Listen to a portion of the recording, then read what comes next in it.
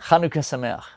One of the themes that runs through the whole story of Hanukkah is that of oil. We all see it, whether it's the Hanukkah latkes that we eat and fry, the donuts that are dripping in oil, or even the oil itself that we light on the night of every night of Hanukkah.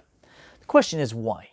What is so central to Hanukkah that we think about the oil the whole time? Why did it become the iconic idea behind Hanukkah? You know, King Solomon many years ago said, Tov Shem Mishem Tov, that a good name is better than good oil. What does that mean? So some explain to me that oil always rises to the top of every other surface, but sometimes it can be affected by the liquid just underneath it. But a good name supersedes all of that. Somebody that navigates this world after 120, if he's earned himself a good name, it rises above all of that, better than the finest of oils that exist in this world.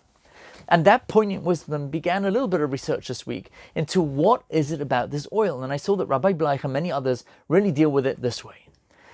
Oil refuses to compromise on its uniqueness. It will always rise up. It will always, so to speak, remain separate and distinct.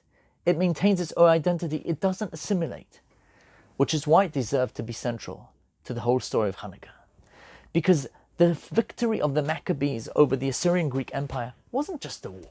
It wasn't a war against gaining more land. It wasn't a war against gaining more people. It wasn't a war against gaining more property. It was a major conflict between two polar opposite ways of viewing the world.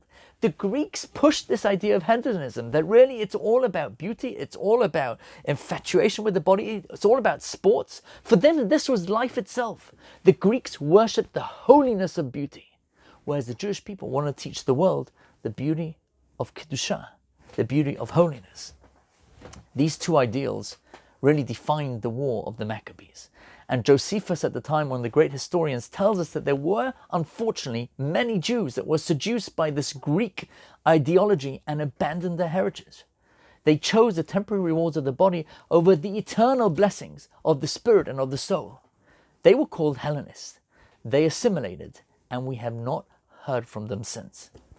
The amazing success of the victory of the Maccabees against the Assyrian armies was a triumph against those who exemplified this unique characteristic of oil.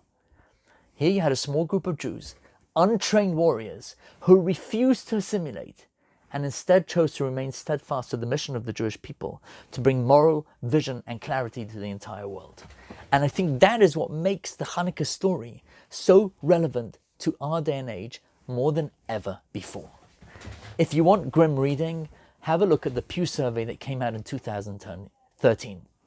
That Pew Survey makes it clear that in America today, 71% of non-Orthodox marriages in America are intermarriages. The overwhelming evidence shows that American Jewry has about 20 years maybe left to reverse the current trends in order to prevent as many American Jews as possible from falling off the, so to speak, demographic cliff. In terms of assimilation, the report makes it very clear.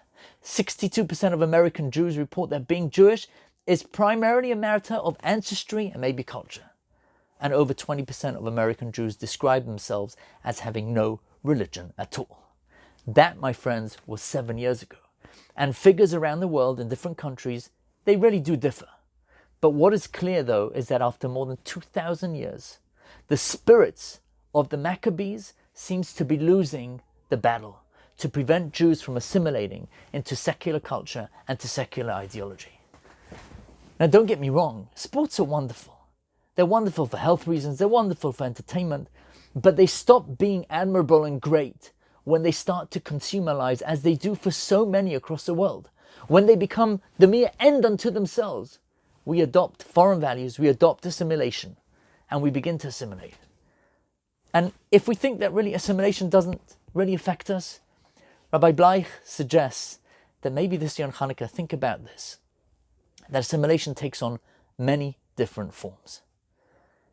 He points out that we've assimilated when all we want to do is party and we don't want to pray. We've assimilated when all we care about is what we look at on the outside and not how we feel on the inside. We have assimilated when our greatest goals are fame and fortune, which is what we spoke about last week, rather than love and learning. We've assimilated when more than anything else we want to be envied by the eyes of the world, by our fellow men, instead of being treasured in the sight of God. We've assimilated when our chief goal is to accumulate more goods rather than simply to be good. We've assimilated when we are far more interested in our inheritance than our beautiful legacy, by what we get from the past rather than what we are able to give to the future.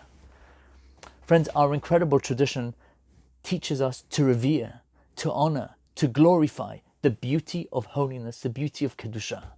That was what the Maccabees fought for as they confronted a culture that stressed the beauty of the body over the materialistic, over anything, that was spiritual. And I think that remains our challenge in 2020 more than ever before.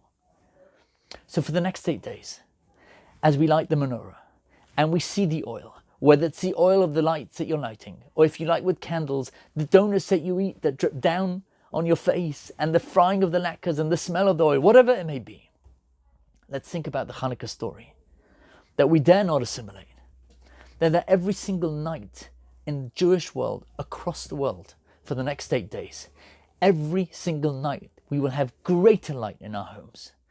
And every single night we'll have greater lights of flames in our homes where we affirm strongly with that belief that we will succeed. We will continue to maintain our uniqueness that has enabled us not only to survive for thousands of years, but also to be the bearers of that torch, to be able to pass on the legacies of morality, of clarity, to us, to all of civilization, and indeed to all of mankind as well. To be able to be that Or La'amim, reflecting the lights of the menorah, to be that light unto the nations. Chanukah Sameach.